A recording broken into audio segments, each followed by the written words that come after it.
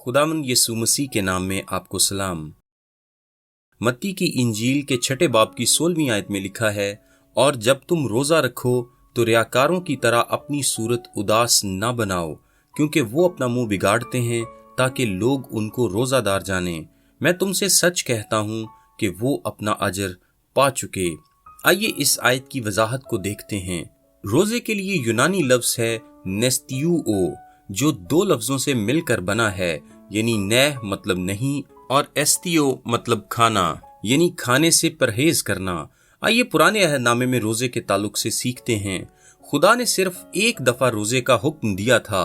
पूरी बाइबल मुकद्दस में सिर्फ एक लाजमी रोजा था, और ये यौम कफारा पर साल में एक दफा कौमी तौर पर रखा जाता था। वो दिन जिसमें पूरी कौम के पिछले साल के गुनाहों के लिए कुर्बानी गुजरानी जाती थी। इस दिन एक शाम से अगली शाम तक वो अपनी जानों को दुख देते थे। इसके हवाले के लिए आप देख सकते हैं अहबार की किताब उसका 23वां बाब 27वीं आयत और गिनती की किताब 29वां बाब 7वीं आयत। और ये रिवायत भी ये जाहिर करती है कि रोजे का मतलब मुकम्मल तौर पर खुराक से इज्तनाब करना था। आइए चंद दूसरे औकात को देखते हैं जहां रोजा रखा गया। दुख और पछतावे के औकात में योएल पहला बाब 14वीं आयत और दूसरा बाब 15वीं आयत।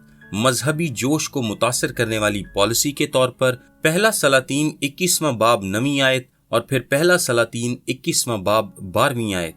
फिर जाती गम और दुख के इजहार के लिए पहला सैमुएल 20 बाब 34 आयत और फिर दूसरा सैमुएल 12वां बाब 16वीं आयत। अजरा की किताब का 10वां बाब 6ठी आयत और नेहमिया की किताब का पहला बाब 4थी आयत। आइए फरीसियों के रोजे पर गौर करते हैं। फकीह, फरीसी और यहूदी बहुत ज्यादा रोजे रखते थे। वो तकरीबन हर वजह से रोजा रखते थे और उनके रोजे का बुनियादी मकसद लोगों के आगे दिखावा करना था। फरीसी हफ्ते में 2 दफा सोमवार और जुमेरात के दिन रोजा रखते थे, जो कि उनके हफ्ते का दूसरा और 5वां दिन बनता है।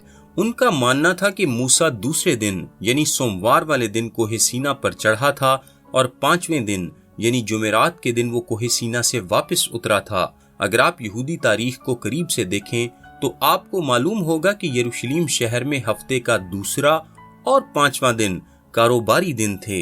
ये वो दिन थे जब सब लोग गांव से शहरों में कारोबार या खरीदारी करने आते थे, और अगर आपको अपनी पाकीज़गी का दिखावा करना है तो यही बेहतरीन दिन थे, क्योंकि दूसरे और 5वें दिन शहर में लोगों की भरमार होती थी।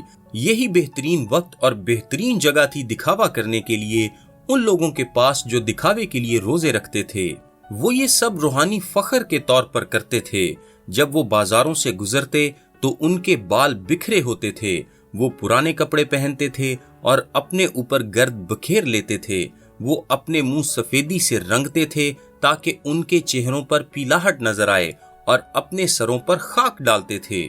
इसी हालत में वो बाजारों में घूमते थे ताकि लोग उनको देखें कि वो कितने ज्यादा रूहानी हैं। कहा जाता है कि वो अपने सर और चेहरे पर खाक डालते रहते थे, और जब ये खाक उनके आंसुओं के साथ मिलती थी तो उनके चेहरे मजीद बिगड़े नजर आते थे।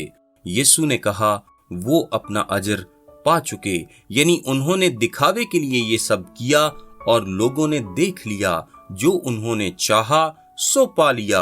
अब खुदा की तरफ से उनके इस सारे काम के लिए कोई अजर नहीं है। मेरा नाम ताबिश काजी है और ये पैगाम आपको डेली वर्सेस की जानिब से पेश किया गया है। हम सोमवार से जुमा यानी हफ्ते में 5 दिन इंग्लिश, उर्दू और ऑडियो में ऐसे पैगामात व्हाट्सएप सर्विस के जरिए भेजते हैं। अगर आप अपने नंबर पर ये सर्विस हासिल करना चाहते हैं तो अभी अपना नाम और शहर का नाम लिखकर 0333 80 20 972 973 या फिर 974 पर व्हाट्सएप मैसेज करें।